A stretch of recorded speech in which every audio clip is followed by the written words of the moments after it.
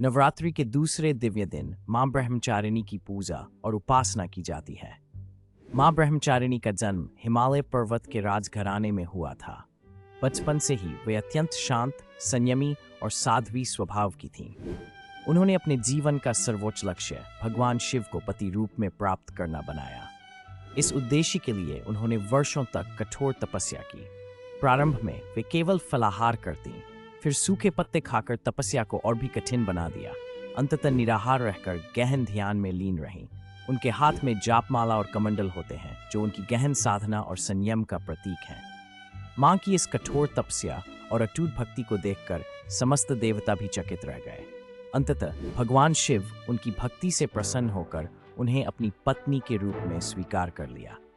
मां ब्रह्मचारिणी की आराधना से साधक को अपार धैर्य, शांति, संयम और आत्मबल प्राप्त होता है। ये कथा हमें ये सिखाती है कि जीवन के कठिन समय में साहस, संयम और अटूट विश्वास से ही विजय संभव है। मां ब्रह्मचारिणी का स्मरण करते हुए हम भी अपने भीतर धैर्य, शक्ति और सकारात्मक ऊर्जा का संचार कर सकते हैं, जिससे हर प्रकार की बाधा और संकट को पार किया जा सके। उनकी भक्ति से जीवन में स्थिरता और आध्यात्मिक उन्नति होती है।